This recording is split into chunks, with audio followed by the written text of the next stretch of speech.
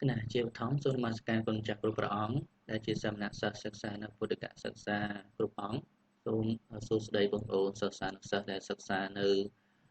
វិទ្យាល័យគ្រប់គ្នាអញ្ចឹងថ្ងៃនេះខ្ញុំកណាសូមបង្ហាញនៅមេរៀន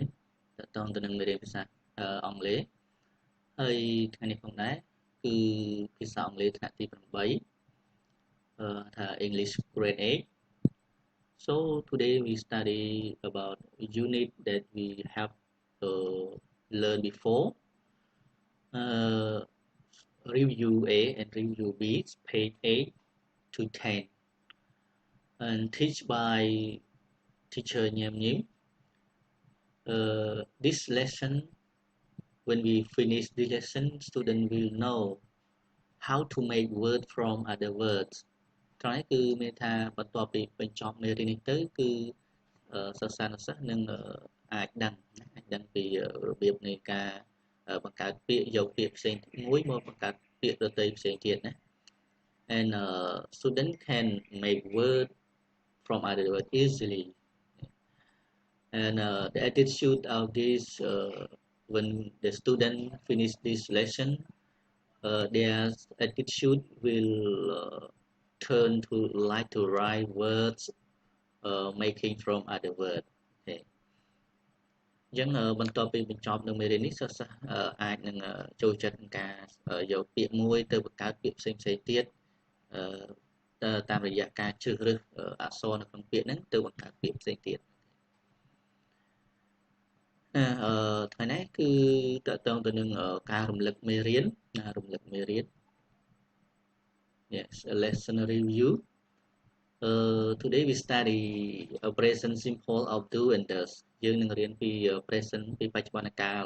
ធម្មតារបស់ do and does ពីធម្មតានៅក្នុងបច្ចុប្បន្នកាលធម្មតាគឺយើងសិក្សាអំពីdo ហើយនឹង does ព្រោះបើយើងចង់បង្កើតទៅជាសំណួរចង់បង្កើតទៅជាបដិសេធអីទេបើយើងមិនយក do does មកជំនួយទេយើងមិនអាចបង្កើតបានទេហ្នឹងបច្ចុប្បន្នកាលគេស័ព្ទដែលស្ថិតគេស័ព្ទធម្មតាបច្ចុប្បន្នកាលធម្មតាហ្នឹងឯងទម្រង់វាគឺតកតងទៅនឹង positive form ព្រោះថាធម្មតានៅក្នុងទម្រង់វាមានទម្រង់ស្របទម្រង់បដិសេធនិងទម្រង់សំណួរអញ្ចឹងថ្ងៃនេះយើងដំបូងឡើយគឺយើងសិក្សាពីទម្រង់ស្របសិនណាទម្រង់ស្របគឺមាន subject verb 1ឬក៏ base verb បូកនឹង object ឧទាហរណ៍ I study English ខ្ញុំរៀនភាសាអង់គ្លេសអញ្ចឹង I ជាប្រធាន subject is a verb English is an object អញ្ចឹង study ជា base verb វាអាចប្រែប្រួលទៅតាមប្រធានបានឬក៏ជា verb 1អាចប្រែប្រួលទៅតាមប្រធានឬថា finite verb ក៏បានដែរប៉ុន្តែយើងមិនបាច់ទៅចាំច្រើនទេយើងនៅថ្នាក់អញ្ចឹងគឺដឹងថាវាជា verb 1ណាថានៅក្នុង verb 1ហ្នឹង verb 1អាចវាប្រែប្រួលទៅតាមប្រធានណា She studies English អញ្ចឹង she ប្រើជាមួយ study ដែរប៉ុន្តែវាប្រែប្រួលទៅជា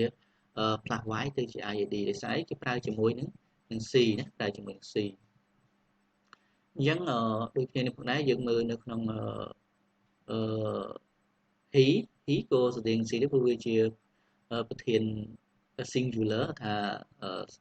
សព្វនាមប្រធាន singular she studies English អញ្ចឹងប្រែផ្លាស់វា y ទៅជា id ដែរអញ្ចឹងគេស័ព្ទទាំងឯណាដែល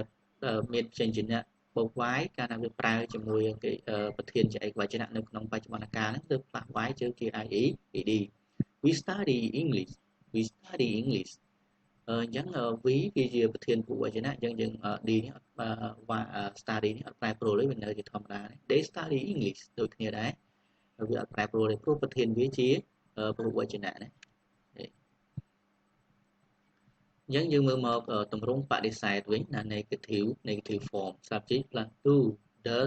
do ឬក៏ does plus base verb ឬក៏ plus object អញ្ចឹងនៅក្នុងនេះsubject plus do other អញ្ចឹងការដែលប្រែប្រួលគឺ do other base verb លែងប្រែប្រួលហើយណា